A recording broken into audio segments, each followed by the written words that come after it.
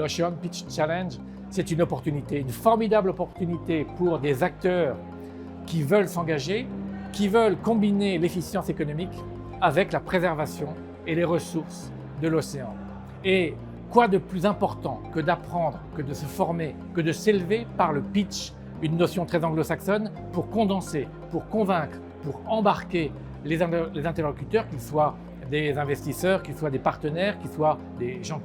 qui écoutent, les embarquer vers ce projet, vers quelque chose qui est un désir. Ces projets présentés ce soir sont en fait en reflet avec les tendances du secteur, donc à savoir des solutions en lien avec le problème de la pollution du plastique qui s'échoue notamment sur les plages et avec du coup des communautés qui essayent de mettre en valeur ces déchets. On a eu plusieurs projets en lien avec cela et aussi plusieurs projets en lien avec le carbone bleu. Donc ça, c'est une tendance qu'on a vu naître il y a plusieurs années et qui vise en fait à récompenser les projets qui restaurent les écosystèmes marins endommagés, notamment les mangroves. C'est important d'être au Ocean Pitch Challenge parce que derrière, si on veut relever les défis de demain, on n'arrivera pas à le faire si on est tout seul.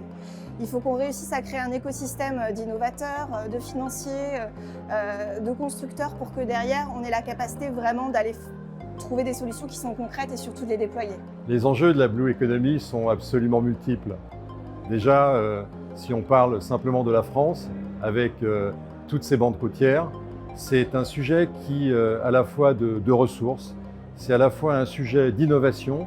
et c'est probablement l'un des sujets qu'on a un peu sous-estimé depuis de très nombreuses années et dont l'acuité, dont la force finalement revient.